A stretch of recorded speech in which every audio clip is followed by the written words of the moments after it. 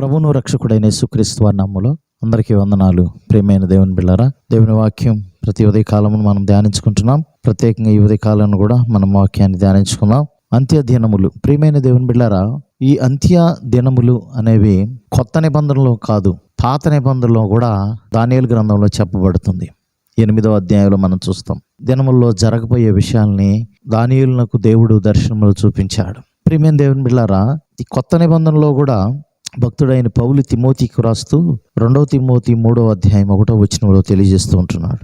అంత్య దినములలో అపాయకరమైన కాలములు వచ్చునని తెలుసుకునుము అంటున్నాడు. ప్రియమైన దేవుని బిడ్డలారా, అంత్య దినాల్లో సంభవింపబో విషయాల్ని యేసు ప్రభువారు మత్తయి సువార్త 24వ అధ్యాయంలో తెలియజేస్తారు. 2 తిమోతి 3వ అధ్యాయము ప్రియమైన దేవుని బిడ్డ 2వ వచనంలో మనం గమనించినట్లయితే, ఎలాగనగా మనుషులు స్వార్థప్రియులు, ధనాపేక్షులు, బెంకములాడువారు, అహంకారులు, దూషకులు, తల్లిదండ్రులకు అవిధేయులు, కృతజ్ఞత లేనివారు, అపవిత్రులు, అనురాగరహితులు, అతి ద్వేషులు, అపవాదకులు, అజితేంద్రియులు, క్రూరులు, సజ్జన ద్వేషులు, ద్రోహులు, మూర్ఖులు, గర్వాంధులు, దేవుని కంటే సుఖానుభవం ఎక్కువగా ప్రేమించువారు, పైకి భక్తి గలవారి వలె ఉండి దాని శక్తిని ఆశ్రయించని వారున ఎందురు, ఇటు వారికి విముఖుడువై ఉండుము.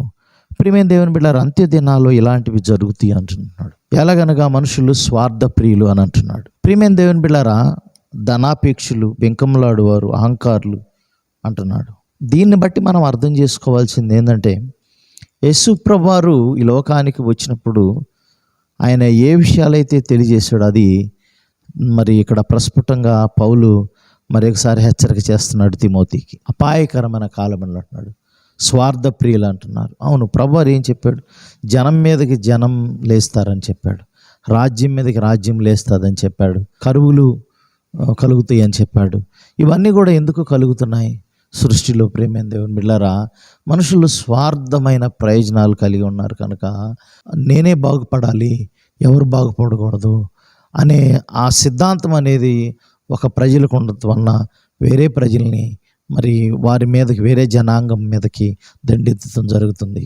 నా దేశమే బాగుండాలి, నా దేశమే బాగుపడాలి అనే స్వార్థం వలన వేరే దేశం మీదకి దండెత్తి క్రూరంగానైనా వారిని చంపేసి ఆ రాజ్య భూభాగాలను కానీ, ఆ రాజ్య సంపదను కానీ ఆక్రమించుకోవడానికి మనుషులు ప్రయత్నం చేస్తూ ఉంటారు.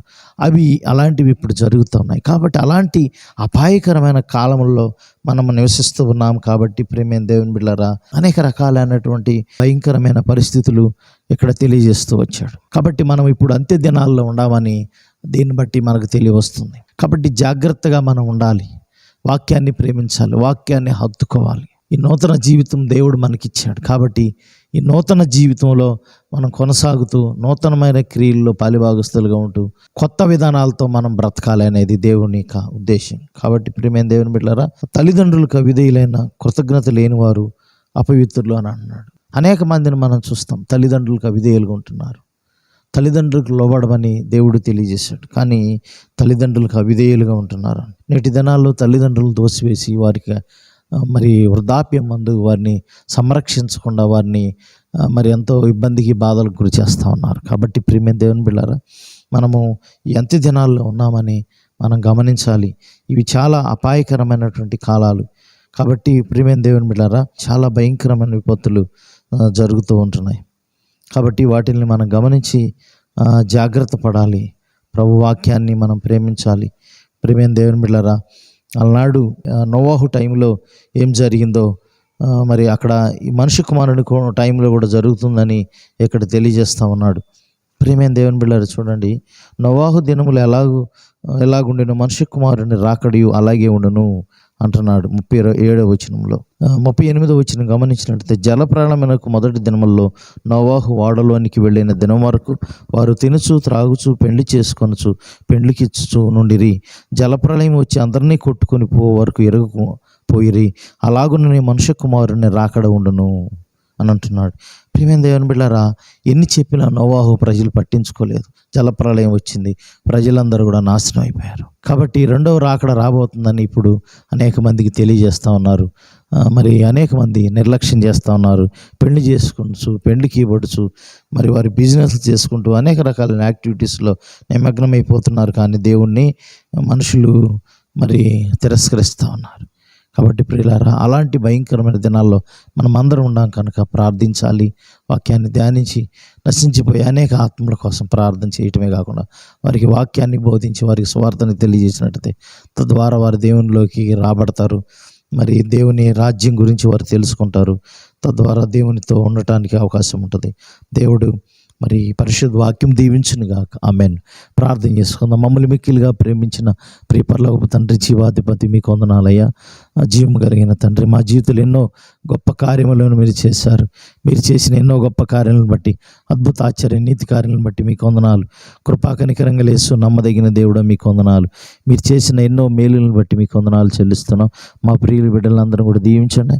అంత్యదినములు అపాయకరమైన కాలములు వచ్చునని తెలుసుకోమని చెప్తా ఉన్నారు. కాబట్టి నాయన, అపాయకరమైన కాలంలో మేము ఉండం నిజంగా ప్రభువా.